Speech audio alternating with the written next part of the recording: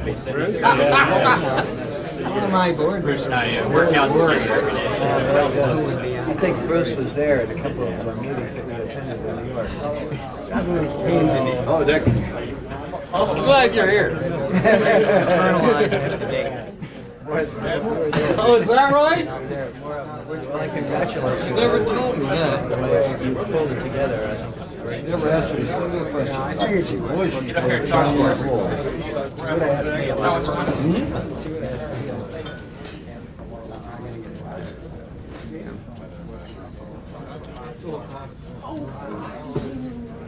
You ready? Can you read the knife?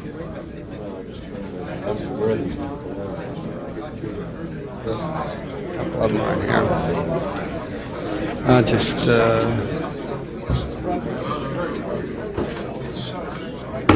I'm going to call this session to order because we're going to try to have a summary of the report and any questions and discussion before they begin serving lunch. So we're going to try and do that in the next half hour, and rather than have people getting hungry and hungrier, we're going to move ahead, even though we're short at the head table, as well as some of the people who said they were going to be in the audience. I'm Richard Leone, president of the 20th Century Fund. I'd like to welcome you. Thank you for being here.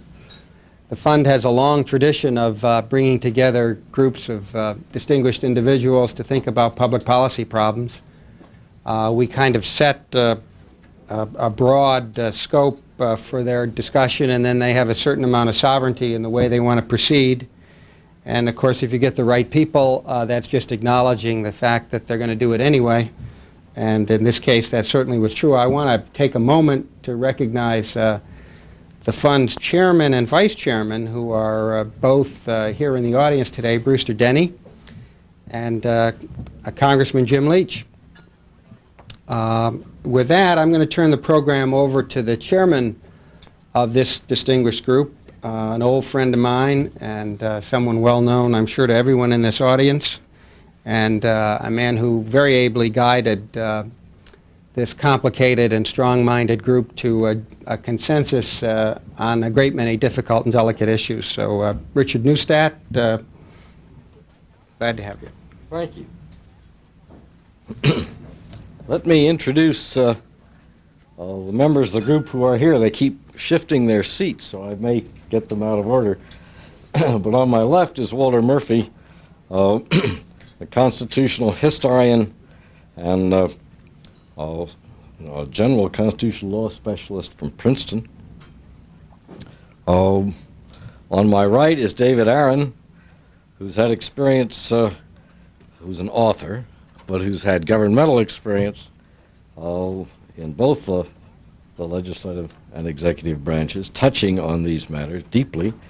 David, in my absence last summer, got stuck with the job of doing a working draft from which we worked and refined for the rest of our time. So I'm going to make David summarize our recommendations shortly, since he's the man who has most reason to remember them best. But let me go on with introductions. John Whitehead, who was Deputy Secretary of State in Mr. Reagan's second term, the man with the most recent experience, in a relevant sense, of these matters in government, on whom we relied extensively in that regard. And beyond him, Stan Turner, who was director of the Central Intelligence Agency during the administration of President Carter.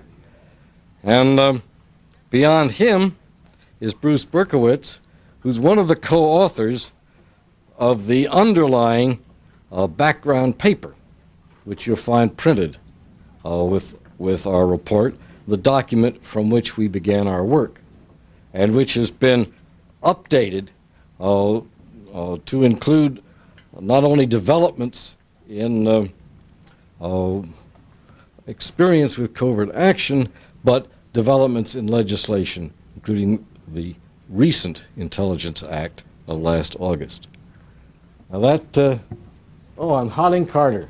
I was afraid he wouldn't arrive, but he has. And and Lloyd Cutler, in that order.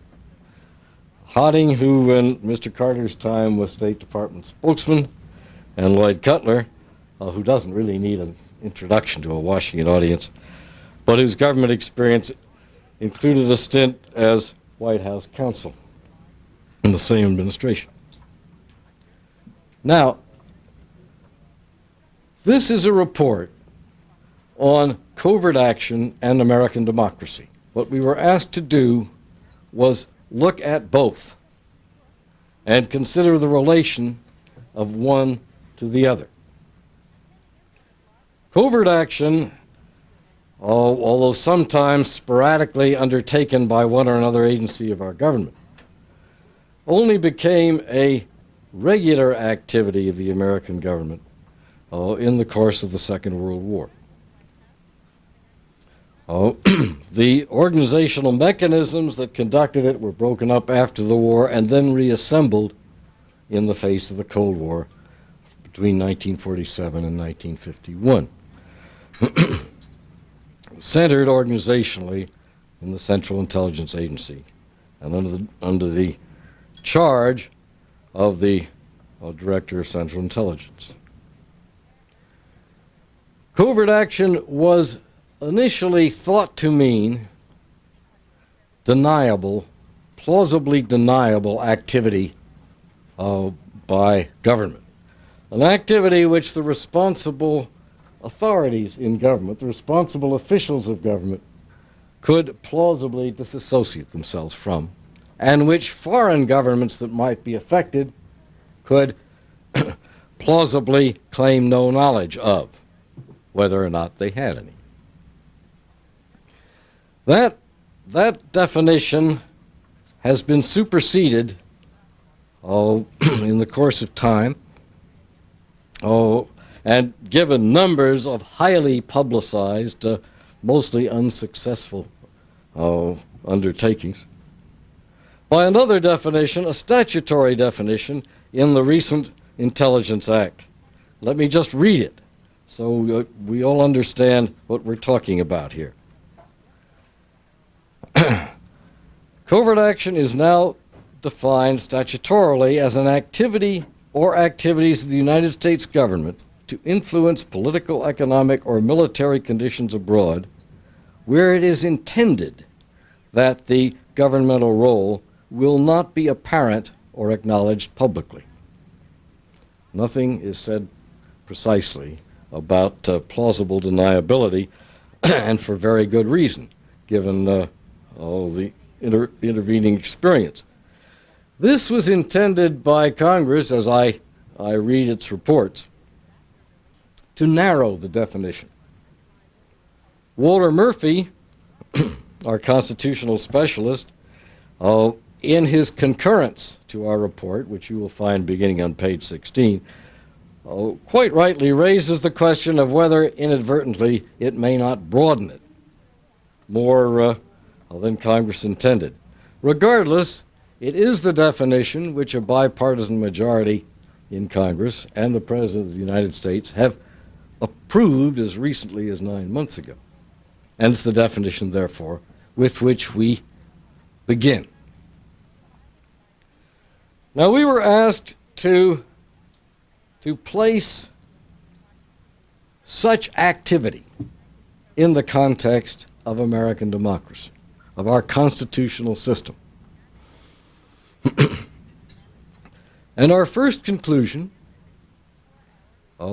was, after considerable discussion, that covert action was inherently in conflict with our democratic aspirations, inherently in conflict with the thrust of our constitutional system, because inherently the secrecy intended to be involved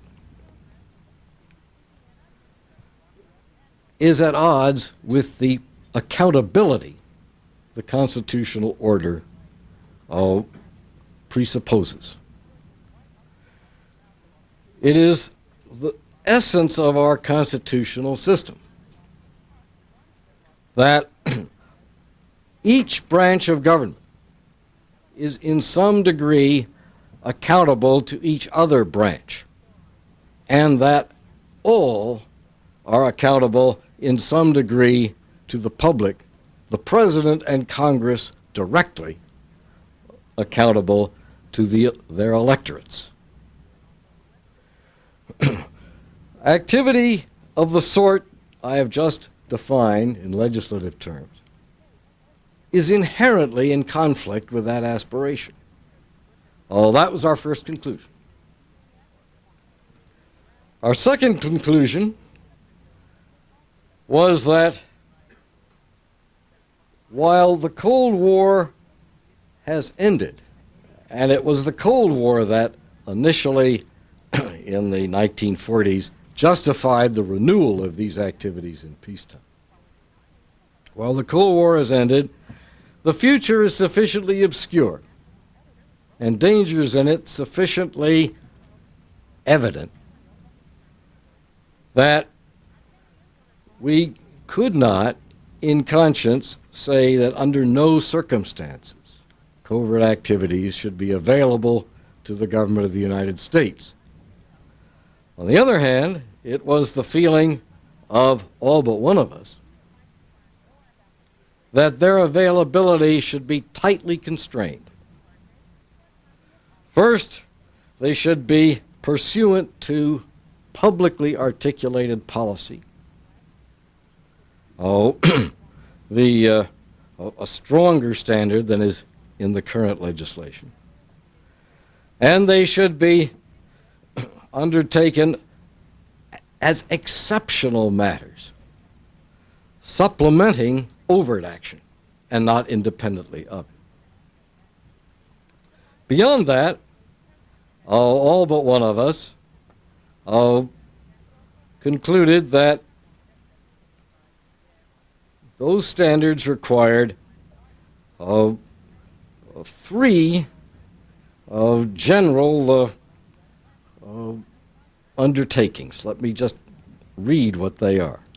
First, that there should be procedures assuring effective executive and congressional oversight, plugging all the loopholes revealed 5 years ago by the Iran-Contra affair. And while the present legislation does a good deal with those loopholes, and so do procedures undertaken in the executive branch, by no means have all of them been plugged. We propose that they all be plugged. Second, that the President and Congress alike be attentive to the development of a broad consensus on the principles under which covert action should be undertaken in the post-war world. And broad consensus means public consensus. It means the mainstreams of both political parties. And third, that there be a reorientation of covert action away from Cold War objectives and methods, no longer reflective of compelling national interests, toward new threats and challenges that do reflect such interests, compelling national interests, and not otherwise.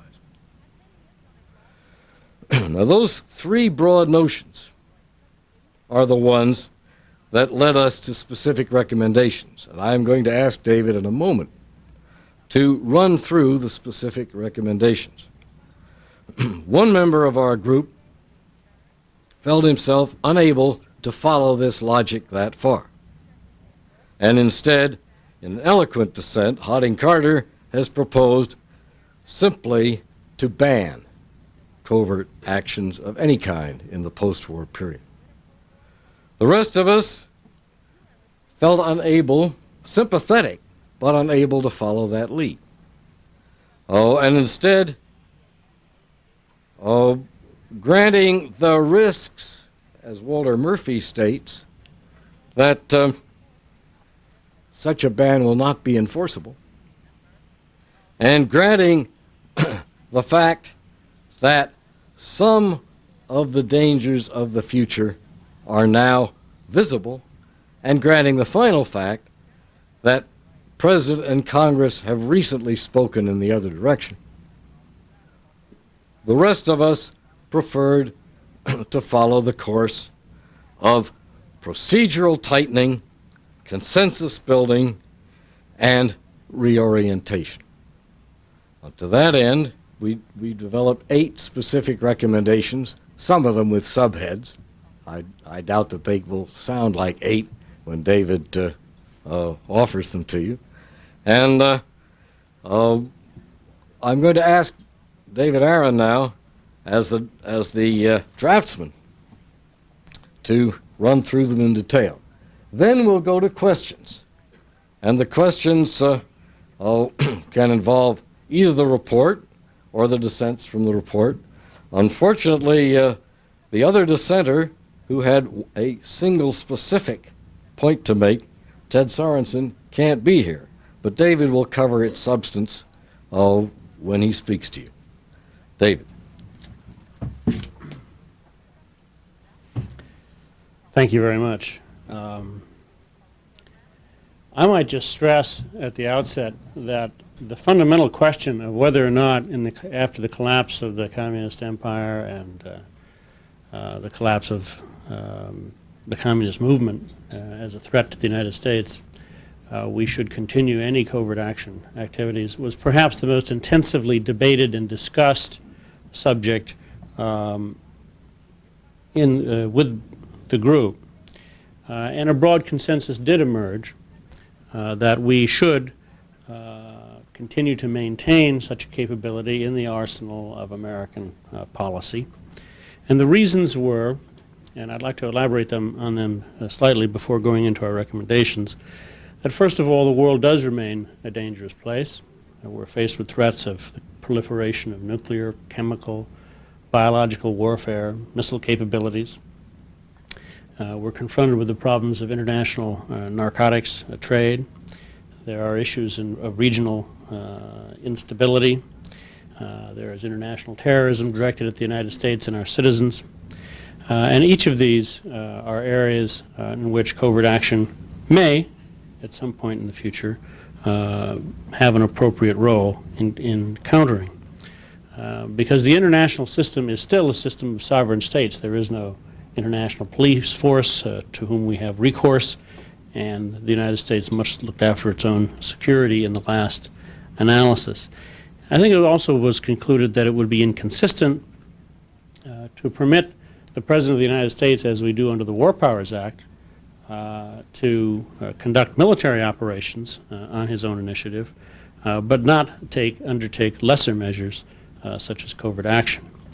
In fact, I think most of the task force would agree with Walter Murphy's concurring view that we know too little about the future and too much about the past to think that the security of the United States will never again be in serious danger. Covert action is an instrument that should be available to the President to deal with such circumstances. Let me reiterate the 3 points that Professor Neustadt made about minimizing the conflict between covert action and the American democratic process. First of all, that oversight must be effective. Second of all, there should be a consensus on the broad principles under which covert action is carried out. And thirdly, there must be a reorientation of covert action operations towards the new threats that we face, and I'll say more about that later. Let me first address the question of oversight procedures. The Tower Commission report, National Security Decision Directive 286, and Public Law 102/88, passed by the Congress, go far to establish effective procedures for oversight. And I think that the task force felt that both the Congress and the executive branch deserved congratulations for a very difficult effort and, in many respects, a successful one as well. Unfortunately, these documents and these agreements still fall short in several important respects. First of all, and surprisingly, they failed to plug important gaps revealed by the Iran-Contra scandal only 5 years ago. Beyond that, Public Law 102/88 can be interpreted even to legitimize some of the actions in that case that were regarded as key abuses. Finally, neither the law nor the executive branch regulations say very much about the principles on which covert action should be based, and nothing about the policy objectives that it should serve. Let me be more specific about the question of oversight procedures. The first issue is the question of keeping the Congress fully and currently informed. There was, I believe, in the legislation, major progress in this area, beyond the conflicts that have existed between the executive branch and the Congress over how much the Congressional Oversight Committee should know and when. The law provides for advance notification of covert actions to the committees in most circumstances. However, in extraordinary situations, the President may limit notification to the majority and minority leaders of the House and Senate and of the two committees. In other words, he may restrict the dissemination, the notification required to 8 individuals in the Congress. Finally, the law provides that if the President does not provide timely notification of covert action operations, he must, at some future point, explain himself to the Congress. Now, timely notification has been subject to great debate between the Congress and the executive branch for well over a decade. And in the legislation and accompanying executive branch regulations, they have in effect agreed, the two sides, to disagree. There is a letter from the President, which is contained in our report, and in the conference report, page 110, Appendix E, if you want to look at it, which says that it lays out the basic procedures for notification. It says that in almost all instances, the President will give prior notice of covert actions to the committees. In rare instances, when he does not provide advance notification, he will do so in a few days, and in practice that has come to be 48 hours. However, the President's letter states that he still asserts the right to withhold notice indefinitely based on his constitutional authority. The Congress disagrees with this position, and the task force agrees with the Congress on this matter. The President and the Congress have agreed, and the task force concurs, that in some cases notification should be restricted to only 8 members. And we concur that notification may be made after the fact. But for the President to go further and to assert a constitutional power to withhold notifying anyone outside the executive branch indefinitely is, in the view of the task force, an abridgment of the accountability required by our democratic process. The task force also notes that these commitments and procedures are contained, concerning timely notification, are contained in a presidential letter. They do not have the force of law, nor are they binding on the President's successor. In the view of the task force, this should be remedied. In this connection, I want to note that one member of our task force, Ted Sorensen, dissents from this view. It is his argument, which is concisely and I think effectively stated, that in all cases there should be prior notification to the Congress of covert action operations. Finally, let me point out in regard to notification that it was one of the keys to the Iran-Contra scandal that notification of these activities were withheld from the Congress. And under the theory of constitutional authority proposed by the President, this could still happen.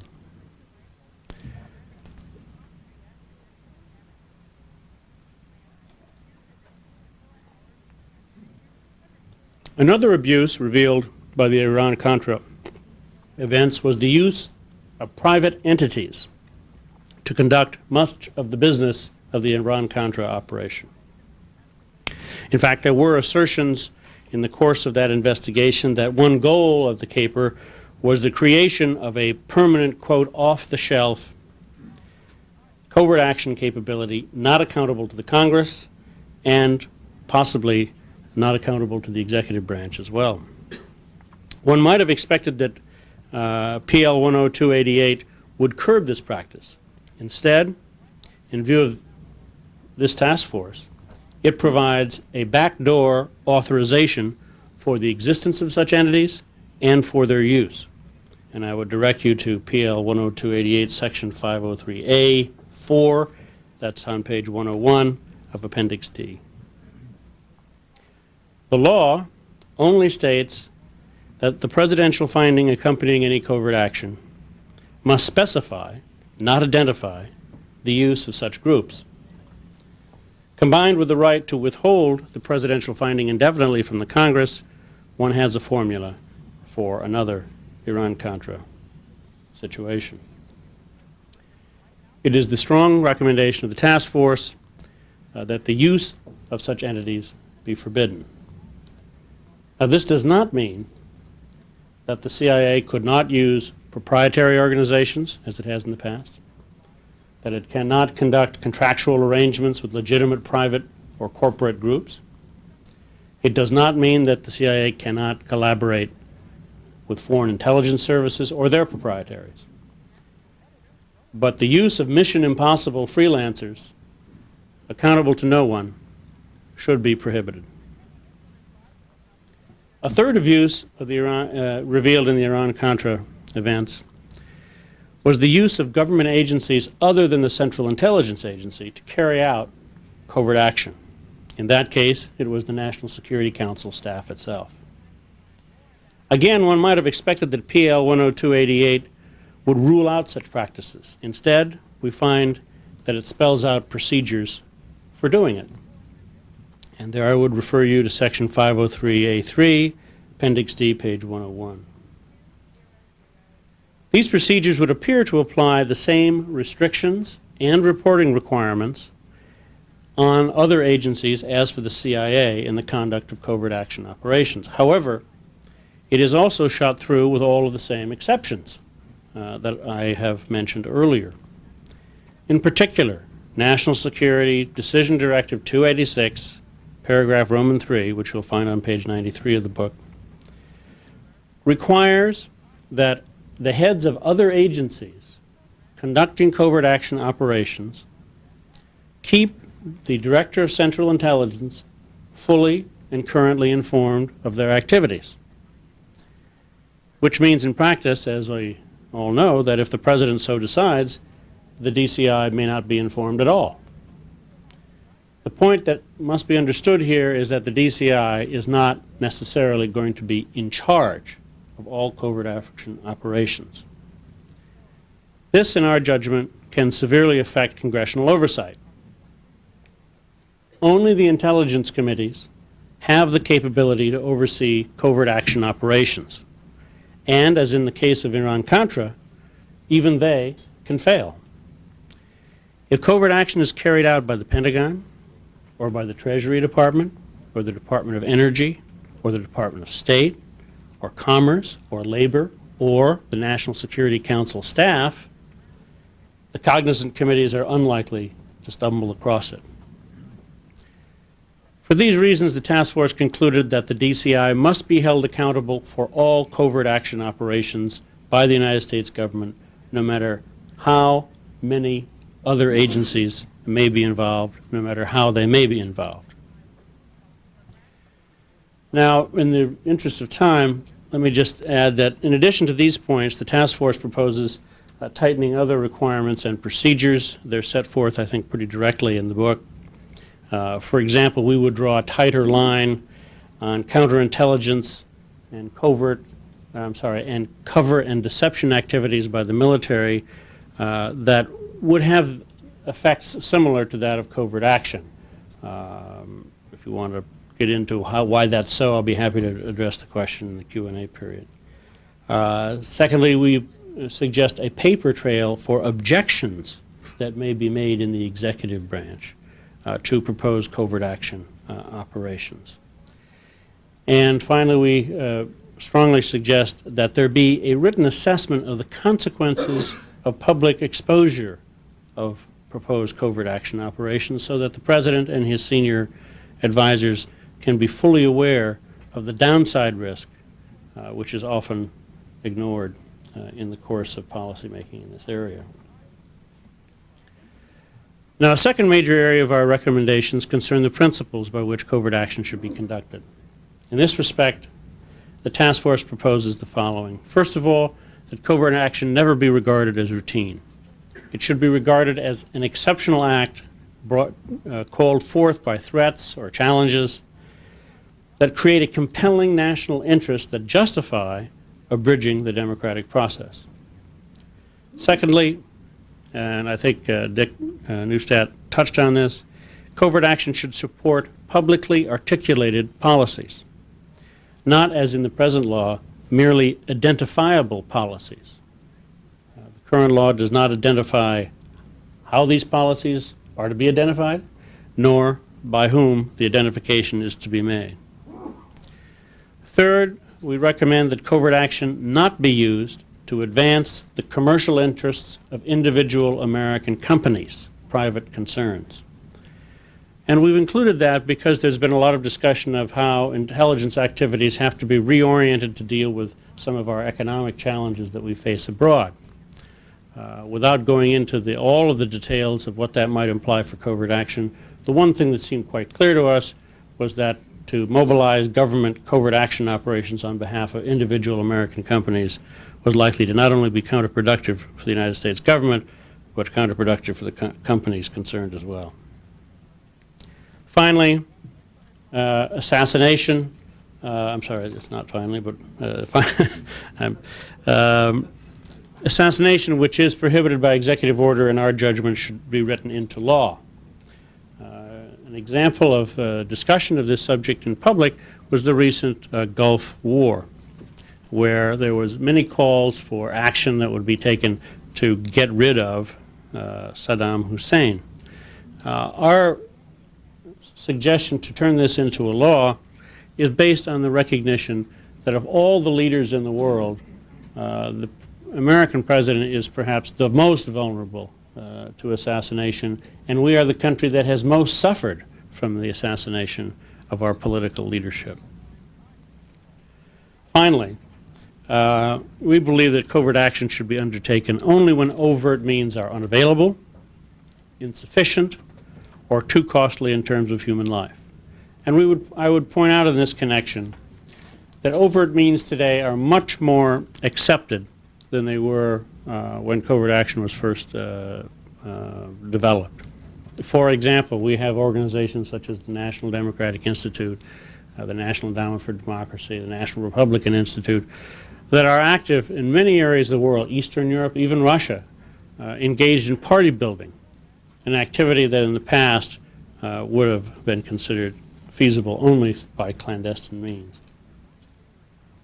Lastly, covert action, in the judgment of the task force, needs to be refocused on current threats and challenges. At the outset, I mentioned the spread of nuclear, chemical, biological, and missile capabilities, terrorism, international narcotics traffic.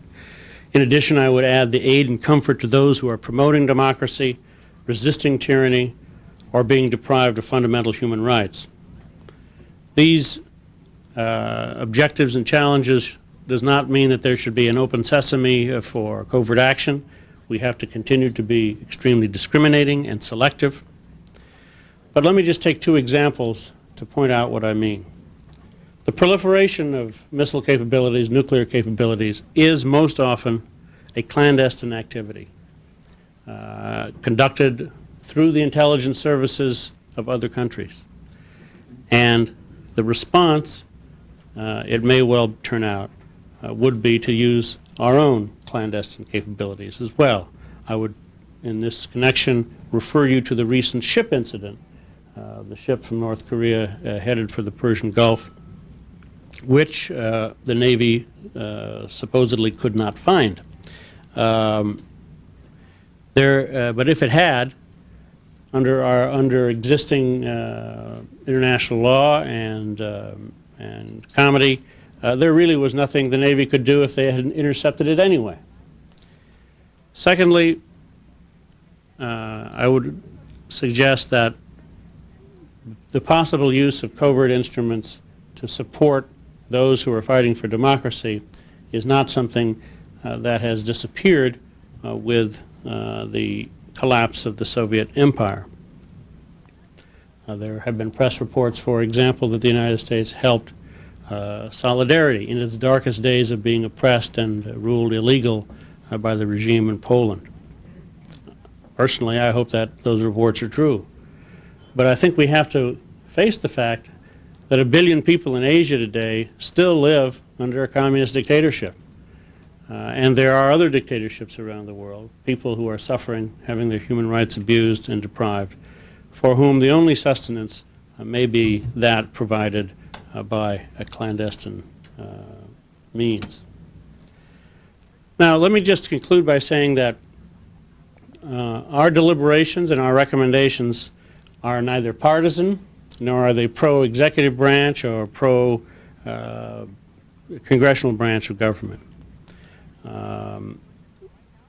In particular, I think it's important to recognize that the congressional oversight is just as important as restrictions to be placed on executive branch conduct of covert action.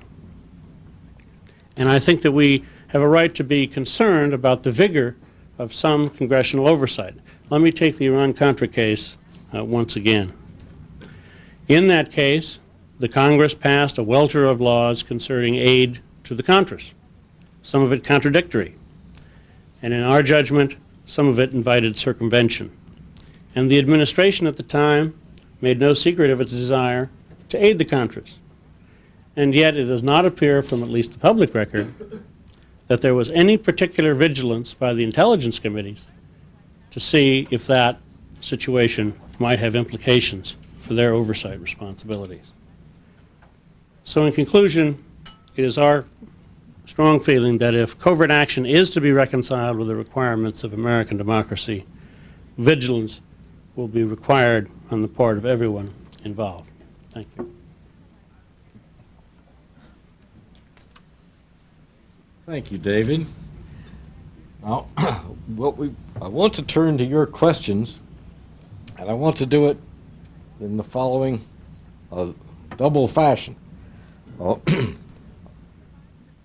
We will start by taking questions up here, and I will field them to whichever member of the committee I think you might most profitably hear from, or take them myself, one or the other. And that will go on until the service of lunch gets too noisy to be endured, at which point I'm going to release the members of the task force to go down and share in luncheon, with the understanding that we will each join a different table. That's why there's some reserve signs around. And you may then continue your questioning all through lunch of whichever member you happen to get. That way, the question and answer period will not come to an end before the whole occasion passes off in dessert and coffee. I hope there's dessert and coffee. There is dessert and coffee. Dick Leone system. And the beginning of lunch and the beginning of the noise will depend entirely on the director's decision. I have no part in that. Now, let me ask for questions. If you just raise your hands, I'll do my best to be responsive. Yes, Chuck. Dick, I think I detect what may be merely a language problem or a miscommunication. On page 7, it says, if U.S. military and counterintelligence activities had the objective of effecting major changes in the national defense policies of foreign governments, etc. Well, in the act that Mr. Aaron referred to, traditional military activities are excluded from the definition of covert action. And counterintelligence as such is not covert action. So what are we talking about? I noticed Mr. Aaron said that he could explain this further in the Q&A. I suspect taking a risk. I think Well- it's military-civilian disconnect here in terms of language. I may be wrong. I don't think there is a disconnect. Oh, indeed, I have to say that one of our members, General Willie Smith, worked very hard on that language and intended to be here today to explain it if questions were asked. But since he isn't, and David volunteered, I will let him take a crack at it. Oh, then others may wish to join in. David? You just sit down. We can speak from here again. Yeah. Let's see if I can find the language in the Act.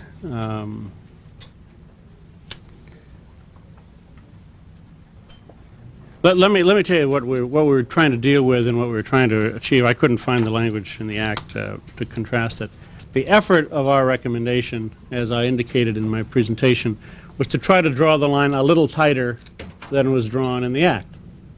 And what we're concerned about here, for example, let me take counterintelligence first, is that in the process of counterintelligence operations, particularly double agent operations, it is not unusual to provide information to your double agent which is not true, is in fact deceptive. And it is also possible to provide information through your double agent that has an impact, an important impact, on the policies of the government that thinks he's a legitimate agent of theirs. There have, at least according to lore and legend, been occasions in the past in which such information has had an important effect on decisions made by other governments, affecting their military capabilities and indeed affecting the threats they pose to the United States. It is our intention to try to make clear that such activities in the counterintelligence field should be reviewed, should be monitored for their possible political consequences on the decision-making of of the target country, and if they are indeed capable of changing their policies in a significant way, they should come under the same reporting requirements and the same deliberative procedures.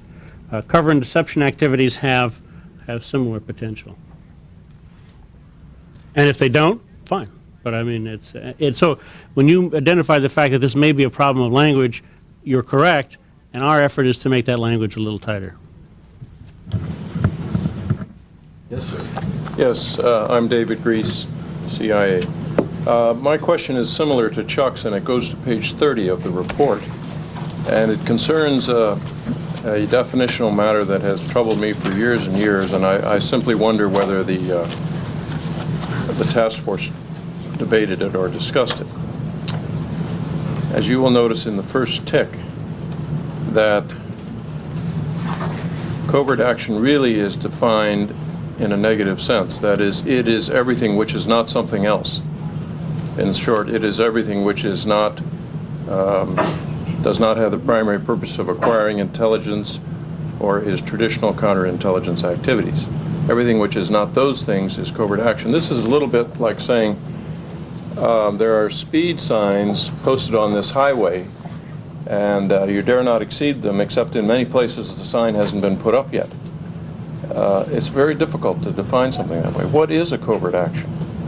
Is there in fact a clear line between acquiring intelligence and conducting covert action? I think those of us who've wrestled with this have found the line is not so clear, and that on many occasions we debate long and hard whether in fact a particular activity is a covert action. You are reading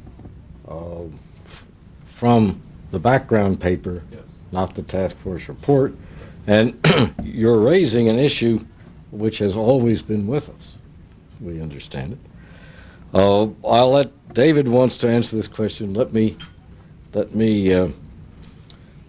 make only this general observation to start with. Members of the task force were aware that you have wrestled with that question. and that various members of political administrations have wrestled with it over the years. The thrust of what we're saying is people ought to wrestle harder, and the body English ought to be different than it has been at various times. Covert action ought to be something not undertaken, except in support of publicly articulated policy if overt action is clearly insufficient to do the job. Now, that doesn't mean people won't have to go on wrestling. We're at that gray point. But I think it was the consensus of the group that the wrestle ought to take place with a rather different sense of where the line, where one's looking for a line, than has sometimes been the case in the past. David, you want to go on? Yeah, I might just say that in the course of our deliberations, which did extend over quite a period of time, we had developed a definition of our own, which, looking at the draft definition which was being prepared by the Congress, which, as you point out, it's sort of everything left over after the government does everything else. We thought of saying, well, why don't we turn this around and say covert action are those activities traditionally carried out by the Central Intelligence Agency for the purposes of X and so forth, instead of going through all these traditional activities being performed by the military and the State Department and the Peace Corps and whomever else might be involved. Unfortunately, the Congress went ahead and adopted that before we could make this point, so we simply dropped it from our recommendations. Any other members of the task force have any comments at this point? Well, I would only want to add, Dick, that it seems to me, Dave, that the sentences just before that tick are the most positive definition of covert action that we've ever had. The Hughes-Ryan Amendment, which was the previous definition, was totally anything else but, whereas you do have a pretty clear expression here, which I thought the Congress did a good job on, saying to influence political economic conditions when its intent the role will not be apparent or acknowledged publicly. I think we had a lot of discussion in the task force about that and whether maybe it would have been desirable to be, say, not apparent or acknowledged publicly for a long period of time. All operations are secret when they start, but the question is, do you really want this one? Is it really injurious to the United States if it ever comes out that we were behind it? Yes, sir. David Newsom, formerly of the State Department. Clearly, one of the most difficult kinds of covert action to remain deniable is the paramilitary, certainly the large-scale paramilitary activity. I know that in the past there has been some discussion of separating out responsibility for paramilitary operations from the Central Intelligence Agency and from the normal definition of covert action. I wonder if the committee gave any attention to that. Well, we did discuss it. Does anybody here want to pick up that line of comment, or shall I simply?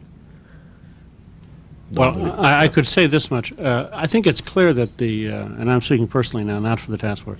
I think it's clear that the provision that provides for other agencies to conduct covert action that is contained in the law is primarily aimed at the Department of Defense. And because of the rivalry between the Department of Defense and the CIA, it's likely that that's the reason you have this arrangement for sort of co-responsibility which exists in the Act. Well, having not been candid about what the issue was in the law, unfortunately the law could apply to any agency of government, including the National Security Council, and this is why we identified it as a potential area of a problem. Yes.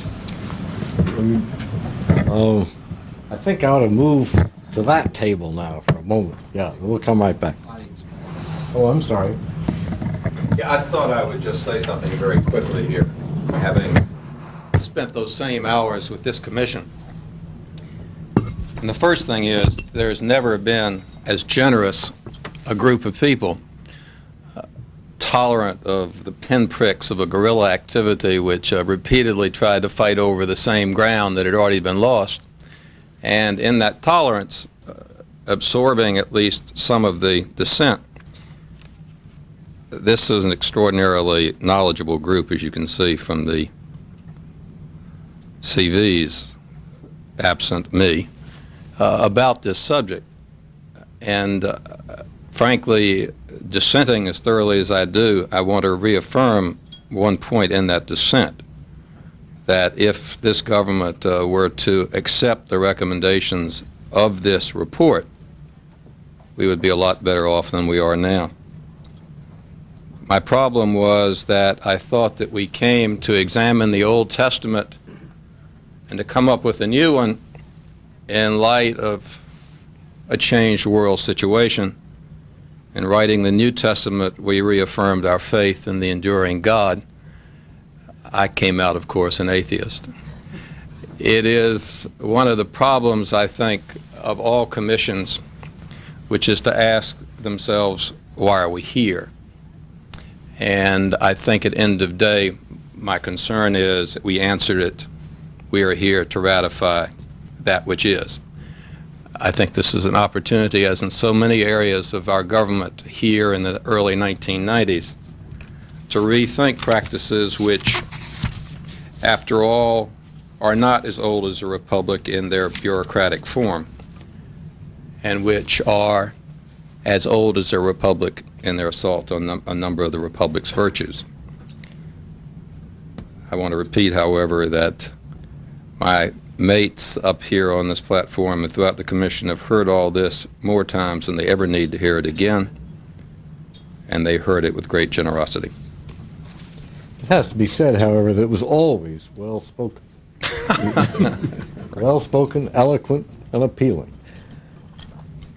There was a question here that someone I had recognized before I realized that Hottie wished to make that comment, who put his hand down. Oh, okay. I wonder whether, in considering this recommendation, the Commission considered the likely practical consequence of having a covert operations capability in effect.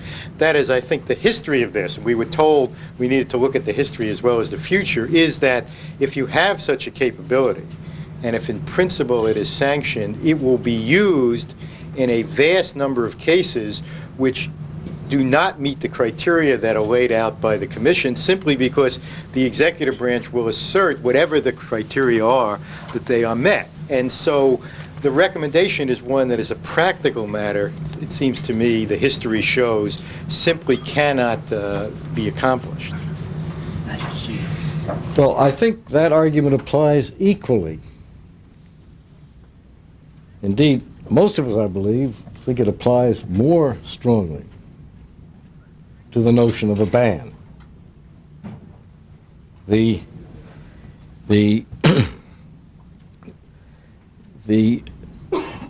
central idea of this group, and I'll state this and let my colleagues respond to it,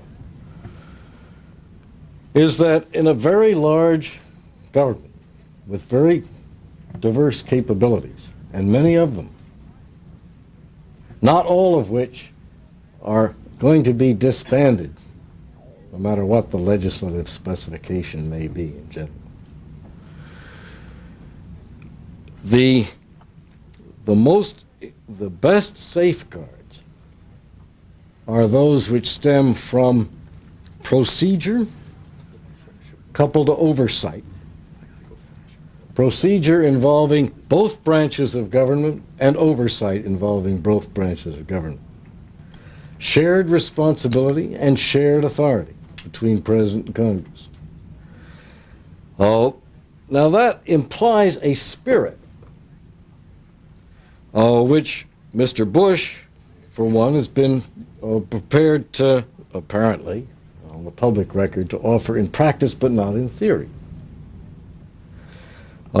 Only administrations that are prepared to acknowledge, first, the importance of accountability. And second, the sharing of authority are likely to be held in check by whatever we come up with. And I think we understand that. What we're saying is procedures,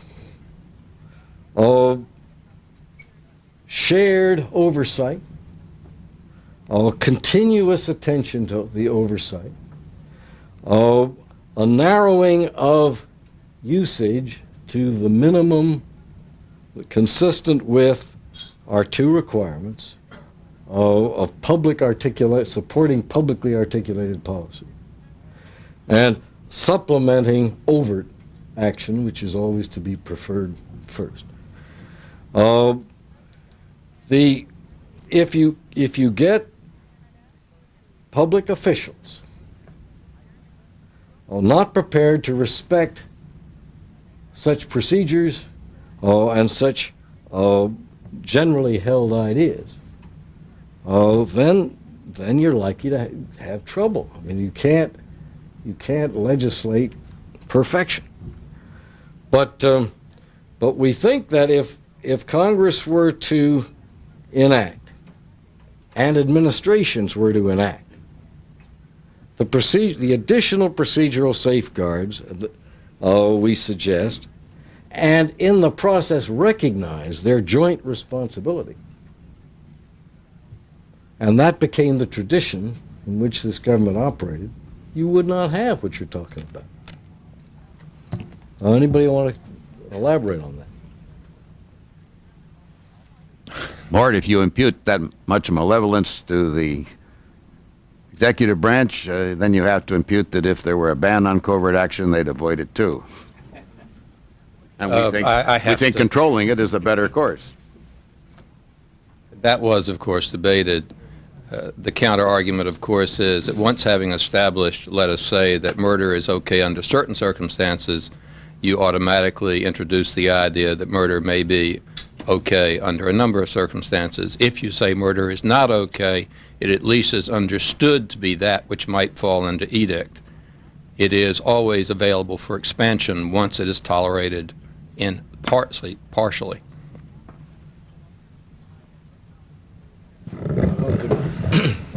I want to, though it's fun, I think my task here is to move to questions of, we can come back around to the issue at lunch. Yeah. I'd like to agree with, I think, a main proposition of Harding-Carter, but I guess I didn't become an atheist. I came to believe in another God. But it seemed to me Harding-Carter touches on a point, and I'd be interested in the rest of the task force's response. Basically, this task force, the way you've described it, and we've only had, of course, a few minutes to look over the findings and so on. Basically, though, this seems to be the consensus that existed at the time of the Church Committee and the immediate period after the Church Committee.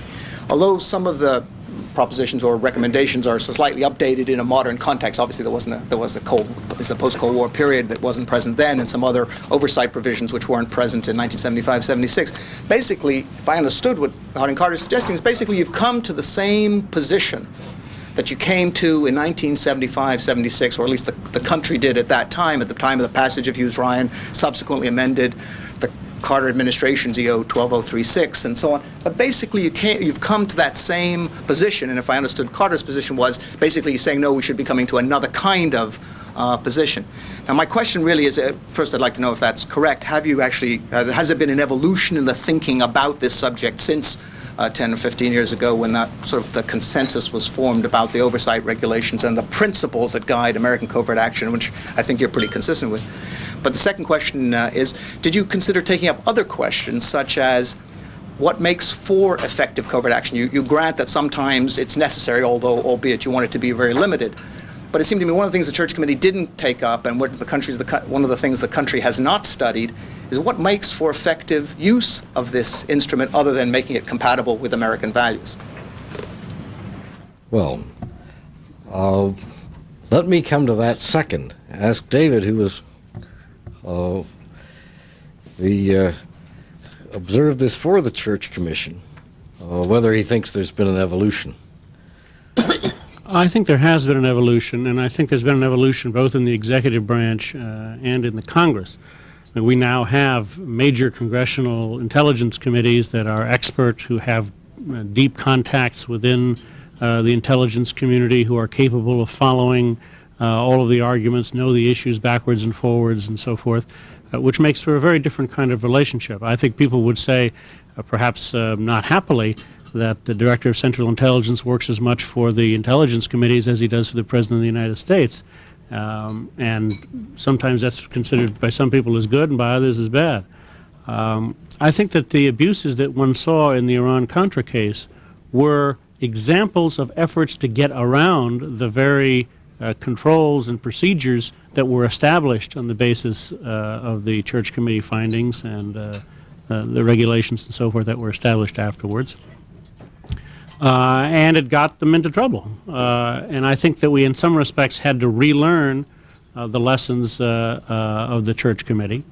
But we also had to update them because we had to look at different ways of proceeding, such as the use of so-called private entities that have no responsibility to anyone, or the use of agencies not traditionally involved in covert action activities. And I might just say, by way of explanation, in my reference a moment ago to the Peace Corps didn't suggest that they've ever been involved in anything like that. It was entirely facetious. But I think those kinds of steps on the part of the executive branch to wiggle out from under these restrictions suggest that we have a continuing process here.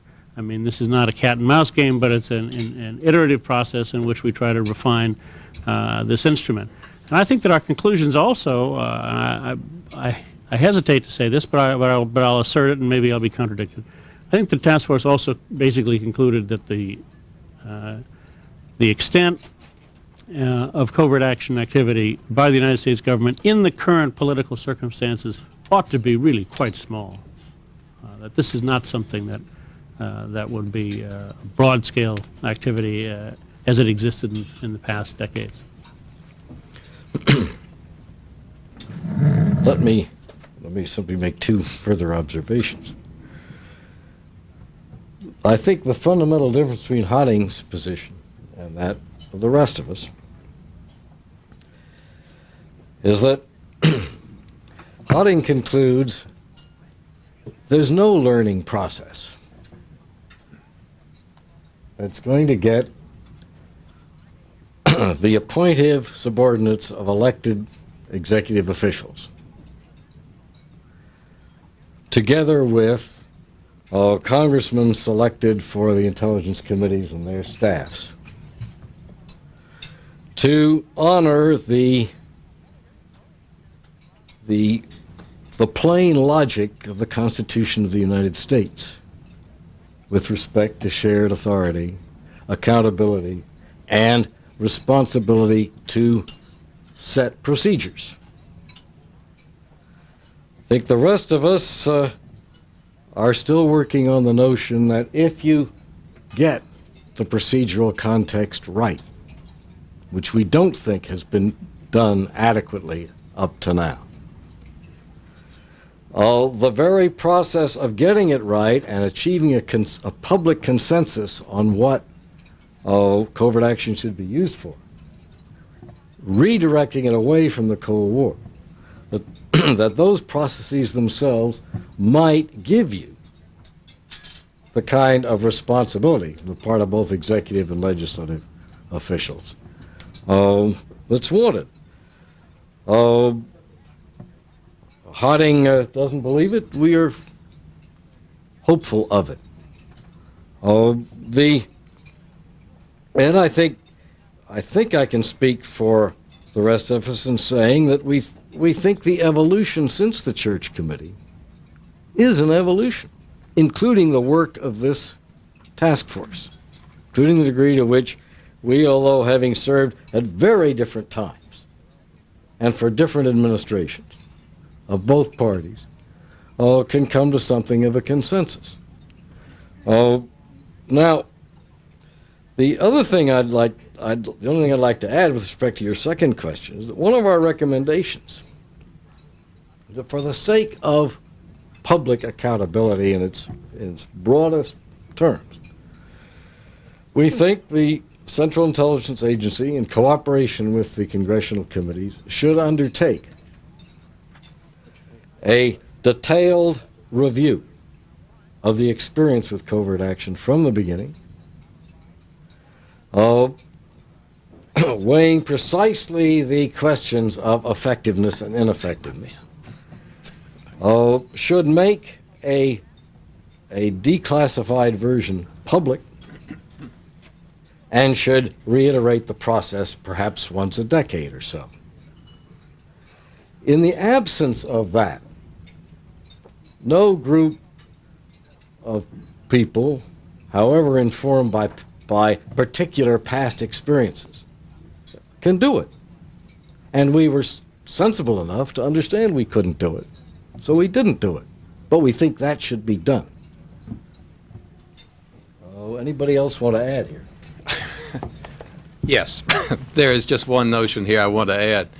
That is an exact statement of my position, which I can only think of as the deep Southern position, which is to say the extremely conservative position, which is a reading of man, which is just at odds with the Commission's reading.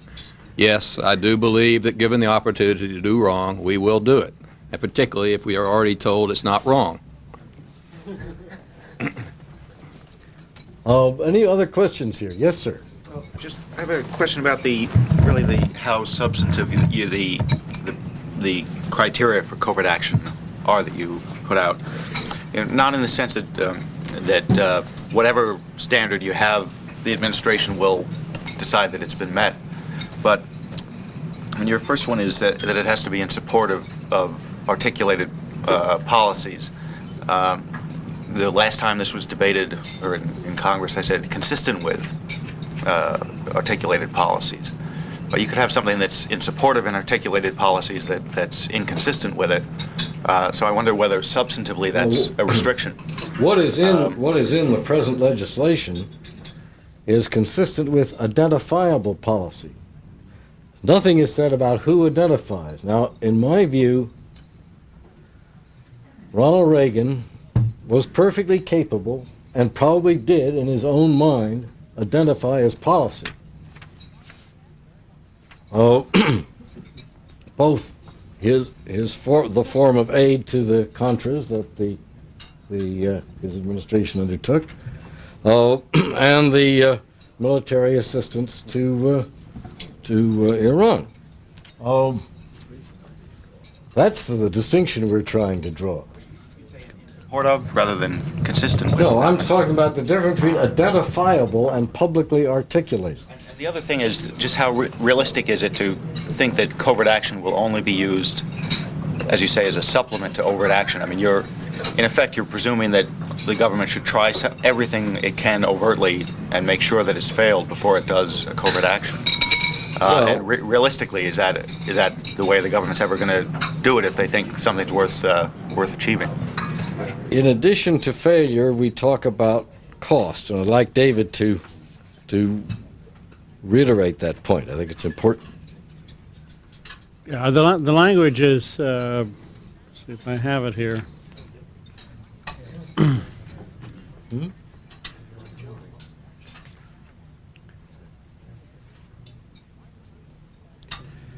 The language is when overt means are unavailable, insufficient, or even if sufficient, judged too costly in terms of human life.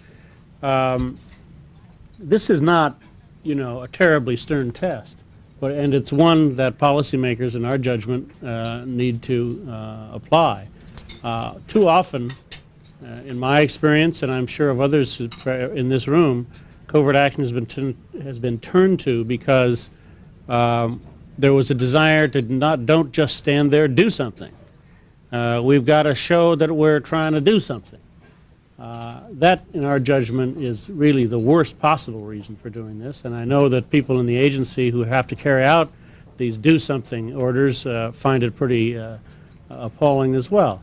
So this language here is simply to make the point that there are other alternatives, that they ought to be considered very carefully by policymakers, and indeed, as sort of preambular statutory language, it seems to us to be a very good principle to implement. Now, is this practical? Will they do it anyway?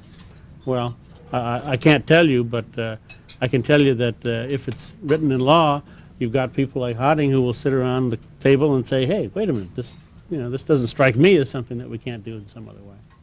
Now, Just so I understand, normally you don't know in advance whether overt means will. You don't always know in advance whether overt means will achieve your objective. Do you mean that you should try them and see whether they work first? No, I think you make your best judgment. I mean, what we're talking about here is that, for example, is that you can achieve some of the things that covert action attempts to achieve by military action. But the cost in terms of human life would seem to be disproportionate to the objectives involved. now, it's been pointed out to me that some members of this task force find it very difficult to watch all that food going over there and not being able to have any. So I'm going to rule that at this juncture we move to our fallback position, and if all members of the task force and Mr. Berkowitz will please join different tables, you can then carry on the inquisition as long as you like.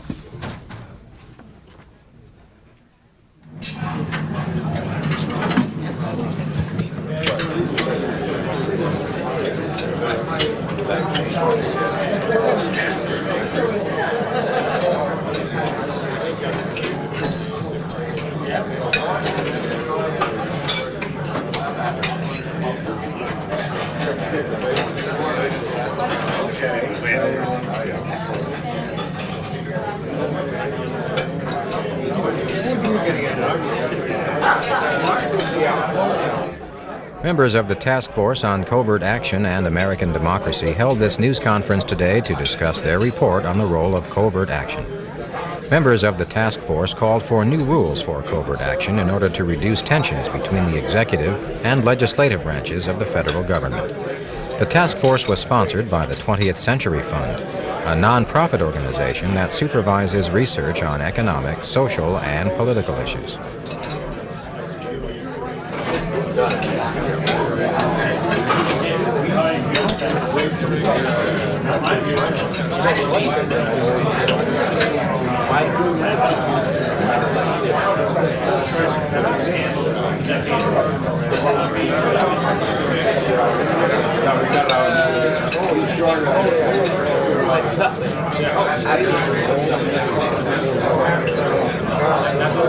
If you enjoy watching the House and Senate in action, then you should have Gavel to Gavel, a handy guide to the